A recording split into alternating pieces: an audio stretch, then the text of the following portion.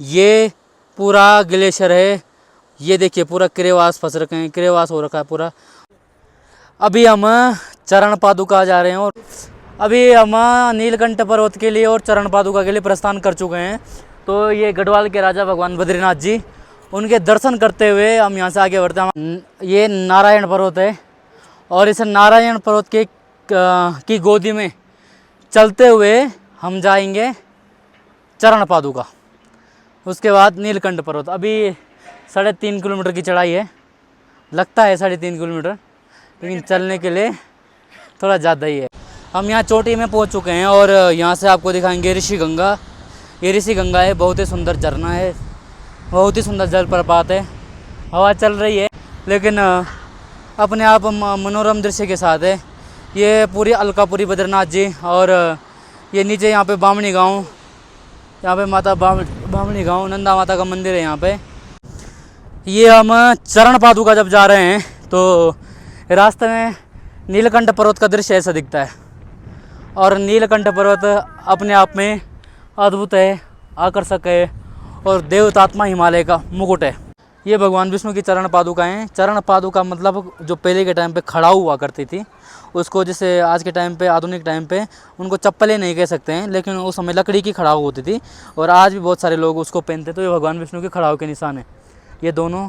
इसके बाद आपको भगवान विष्णु के चरण जो हैं पीछे, चरण पादुका का मतलब ही चरण चिन्ह होते हैं, यानी कि पाँव पे पहनने वाले जो परिधान होते हैं।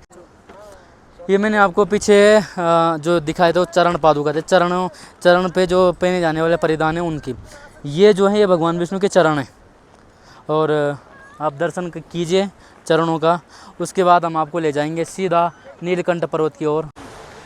हम जब नीलकंठ पर्वत की ओर बढ़ते हैं चरण पादुका से तो यहाँ पे ऋषि गंगा है और ऋषि गंगा के बाद ये जो सुंदर सुंदर मुहाने दृश्य है। जब हम आगे बढ़ते हैं तो फूलों की क्यारियाँ चारों तरफ सुगंध, लेकिन ये फूलों की क्यारियाँ सिर्फ बरसात के टाइम तक रह सकते हैं। उसके बाद जब हम आगे बढ़ेंगे तो यहाँ पे सुंदर सी नदियों की कल कल निनाद करती हुई ध्वनियाँ और ऊपर जब अब यहाँ से लगभग 6 किलोमीटर है चरण पादुका से, तो 6 किलोमीटर और 3 किलोमीटर हो तो ये कितना 9 किलोमीटर हो गया। और उसके बाद हम आगे बढ़ते हैं हिमालय की ओर। जब हम रास्ते में चलते हैं तो आपको बहुत ही सुंदर सुंदर जलप्रपात, जिनको झरने कहते हैं, वो मिल जाते हैं और इन झरनों को देख करके मन करता है इसके नीचे नहाएं, लेकिन क्या करें, बीच में नदी है, नहा सकते नहीं, जा सकते नहीं। बस मन ही मन में एक तमन्ना है कि आप हिमालय की गोदी से निकल रही तरल तरल तरंगों के साथ साथ डम डम की निनाद करती हुई नदियाँ और प्रस्थान कर रही हैं माँ गंगा को मिलने के लिए, हो रही हैं आतुर। लगभग 9 किलोमीटर के बाद हम नीलकंठ पर्वत की ओर चल रहे हैं। अभी बादल आ गए हैं, पूरी चीज़ें आपको दिख नहीं पाएंगी, लेकिन स्पष्ट बात है कि ये जो नीलकंठ पर्वत अपने आप में भयंकर ही आकर्षक है। ऊपर इतनी सुंदरता निखरी बिखरी हुई है चारों तरफ, हम आपको दिखाने का पूर्ण प्रयास करते हैं। आइए। तो हम अभी लगभग 5 या 6 किलोमीटर के आसपास आ चुके हैं और ये आप देख सकते हैं कि कितना ऊंचा हिमालय है। जहाँ जहाँ तक भी नज़र पहुँचाएंगे वहाँ तक नज़र पहुँचेगी नहीं, इतना वृहद हिमालय, अपर हिमालय। और इस पहाड़ियों में कहीं कहीं शिलाजीत भी हैं, वो मैं आपको दिखाने का प्रयास करूँगा कुछ समय बाद। और वो आप जूम कर रहे हैं वहाँ पे तो देखिए वो काला काला जो है वो पहाड़ों का पसीना, शिलाजीत वो निकल रहा है। उसको शोधन किया जाता है बाद में और शोधन करने के बाद ही उसको उपयोग में लिया जाता है। अभी हम जो लगभग 6-6.5 किलोमीटर के आसपास पहुंच चुके हैं और उसके बाद यहाँ आगे ये ग्लेशियर दिखाते हैं आपको। श्रीकंठ पर्वत, नीलकंठ पर्वत जो है वो नहीं दिख पा रहा है, आगे राहुल नहीं दिख पा रहा है। तो उसके बाद मैं आपको दिखाना चाहूँगा जो ग्लेशियर है नीलकंठ पर्वत का। और वो ग्लेशियर के बाद ये देखिए इतनी दूरी पे ग्लेशियर है। इस पूरे ग्लेशियर को आपको दिखाने का प्रयास करेंगे, इसके मुहाने तक जाने का हम पूरा प्रयास करेंगे। ये यहाँ पे ऋषि गंगा बह रही है और आप देख सकते हैं कितनी स्पीड से हिमालय की गोदी से आ रही है। ये श्रीकंठ पर्वत बहुत ही ऊंचा, लेकिन हम बादल के कारण से दुर्भाग्य से उसको अभी देख नहीं पाएंगे, लेकिन जो ग्लेशियर है उसको अच्छे तरीके से देख सकते हैं। आइए बने रहिए हमारे साथ। ये है, अब यहाँ पे हम ऋषि गंगा पार करते हैं। और प्लस पॉइंट क्या है कि इस पत्थर ने हमारे लिए पुल का काम किया। इस पत्थर के नीचे से पूरी ऋषि गंगा जा रही है। ये ऋषि गंगा वो श्री नीलकंठ पर्वत का की चोटी दिख रही है। और यहाँ से हम प्रस्थान करते हैं आगे की ओर। आइए, अभी हम लगभग थोड़ा ही हमको बचा है, 2-3 किलोमीटर का क्षेत्र बचा हुआ है। आप देख सकते हैं ऊपर श्रीकंठ पर्वत, नीलकंठ पर्वत, ये उसकी श्रृंखलाएँ हैं। और ऊपर हिमालय जो है बर्फ़ से ढका हुआ बहुत ही ज़्यादा हाइट पे श्रीकंठ पर्वत, श्री नीलकंठ पर्वत। श्रीकंठ पर्वत इसलिए बार बार आ रहा है क्योंकि ये धराली में है और वहाँ हम जब गए हैं तो उसका नाम से बार बार याद होता है। तो ये नीलकंठ पर्वत पूरा, और ऊपर ग्लेशियर के पास हम जाना चाह रहे हैं। और इस नदी के जो मुहाने हैं, जो धाराएं हैं, वो आपको दिखाने का पूर्ण प्रयास करेंगे। तो हम अब चल रहे हैं नीलकंठ पर्वत की ओर। बहुत ऊंचाई पे अभी आपको देखने को मिल रहा होगा, बहुत ज़्यादा हाइट है। बादल के कारण से हम देख नहीं पा रहे, इसलिए हम इस खूबसूरत सी जगह पे घूम करके आगे बढ़ते हैं। गंगा जी का स्वच्छ जल पी करके आगे प्रस्थान करेंगे हिमालय की ओर। चलिए, अब हम ग्लेशियर वाले क्षेत्र पहुंच गए हैं। ये इतना टूट फूट जो होता है वो उसी कारण से होता है क्योंकि ग्लेशियर का लोड बनता है। आप आइए, आपको फिर ग्लेशियर की ओर ले जाते हैं। हम बहुत ज़्यादा थक चुके हैं और इतनी ये हाइट है, बहुत ज़्यादा हाइट पे आना पड़ रहा है, फिर जाके ग्लेशियरों के दर्शन होंगे। आप पुनः बने रहिए हमारे साथ। आइए,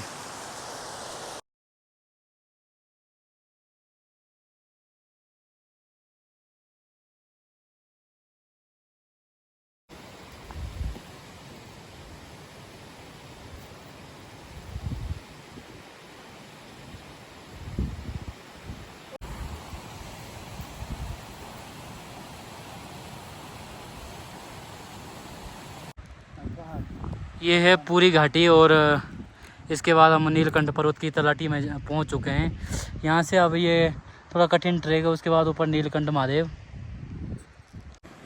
अब हम यहाँ पहुँच चुके हैं ग्लेशियरों के पास। और ये आपको मिट्टी लग रही होगी लेकिन ये बर्फ़ है। देखो जूम करके सफ़ेद सफ़ेद दिख रहा है। ये पूरा ग्लेशियर वाला क्षेत्र है, ये मैं आपको दिखा रहा हूँ। ये जो है पूरा हिमालय, और हम ग्लेशियरों के थोड़े ही पास हैं। ये आप देख सकते हैं, ये पूरा बर्फीली चोटियाँ, ग्लेशियर। और मैं आपको एक विशेष बताता हूँ, आपको लग रहा होगा कि ये मिट्टी है, दरार पड़ रखी, बिल्कुल भी नहीं। ये पूरा ग्लेशियर है। ये देखिए पूरा क्रेवास फंस रखे हैं, क्रेवास हो रखा है पूरा। और ग्लेशियर बताता हूँ, देखो यहाँ पे जो है आपको बर्फ़ का ये है, ये जो सफ़ेद सफ़ेद दिख रहा है ना, ये पूरी बर्फ़ है। ये देखिए गिर रहा है, ऐसा टूटता है, ऐसे बहुत सारे क्रेवास हैं, इतने गहरे होते हैं कि इसके नीचे से नदियाँ चल रही हैं, लेकिन हमको कुछ भी पता नहीं है। अभी हम जो है बहुत ज़्यादा हाइट में आ चुके हैं और ये पूरा ग्लेशियर वाला इलाका है नीलकंठ पर्वत का। ऊपर नीलकंठ पर्वत की चोटी दिख रही है, नीचे जो हमें ये पूरा ग्लेशियर है। आप यहाँ पे देख सकते हैं, ये पूरे ग्लेशियर में क्रेवास फंसा हुआ है, क्रेवास हो रखा है। उसके बाद हम चलते हैं आगे, आइए हमारे साथ। ये पूरी नीलकंठ पर्वत की घाटी, और हम बहुत ही ज़्यादा हाइट में आ चुके हैं। जो नीचे दिख रहा है वो लास्ट वाला, उससे ऊपर हम आ चुके हैं। और ये है नीलकंठ पर्वत वाली घाटी। ऊपर ये नीलकंठ पर्वत, जूम करके हम इसको बताने का प्रयास करते हैं, लेकिन क्या करें, है ही यहाँ पे दिक्कत। ये पूरा ग्लेशियर है। आपको लग रहा होगा पत्थर है, नहीं नहीं, ये अलग पत्थर है, ये पूरी बर्फ़ है और पूरे बर्फ़ के ये ग्लेशियर हैं। ये पूरा एवलांच है और पूरा हिमालय से जब बर्फ टूटी है तो पूरा नीचे आ रहा है। आपको लग रहा होगा पानी है, तो आप नीचे वाली धारा पे देखिए कितना तीव्र वेग से ये आ रहा है। ऐसे हिमालय में होता रहता है, और जब भी ये चीज़ें आती हैं तो सतर्क रहना बहुत ज़रूरी होता है, क्योंकि इसके नीचे ही काफ़ी लोग मरते हैं। जो सहस्त्रताल वाली घटना हुई थी वो ऐसे ही हुई थी, उसमें 22 लोग मर चुके थे। हिमालय के पास आपको कुछ और चीज़ें दिखाता हूँ। देखो ये पूरे ग्लेशियरों में क्रेवास पड़े हुए हैं। ये पूरा जो एरिया है ये आपको मिट्टी का लग रहा होगा, लेकिन नहीं, ये पूरे पत्थर ऊपर से पड़े हैं। पूरे ग्लेशियर इस प्रकार से दबे हुए हैं, ये देखिए। ये अब हम नीलकंठ पर्वत पहुंच चुके हैं और आपको दिखाते हैं नीलकंठ पर्वत का मनोरम दृश्य। ये देखिए नीलकंठ पर्वत की चोटियाँ, ठीक पास में ही हम नीलकंठ पर्वत के।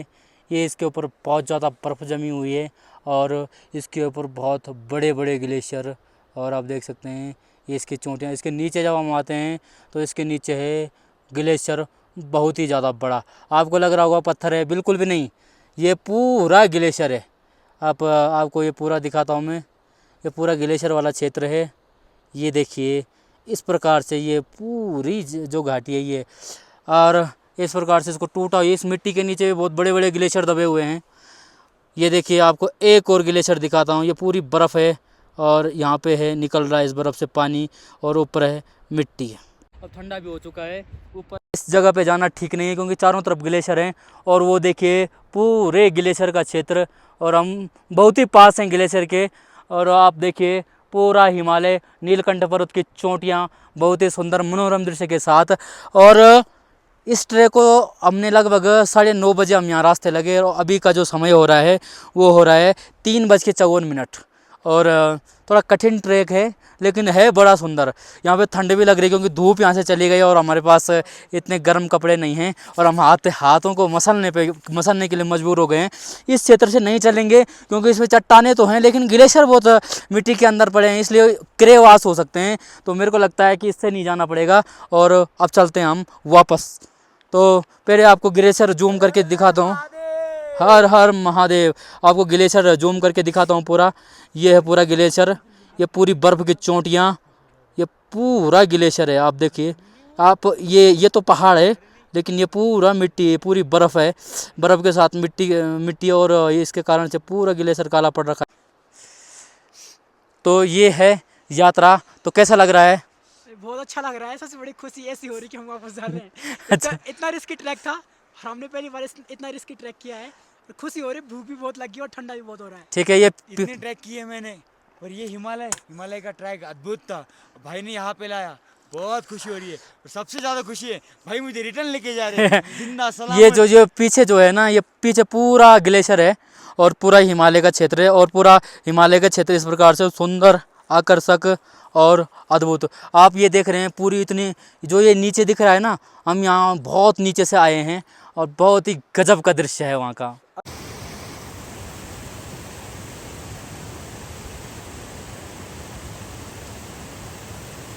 बंद मत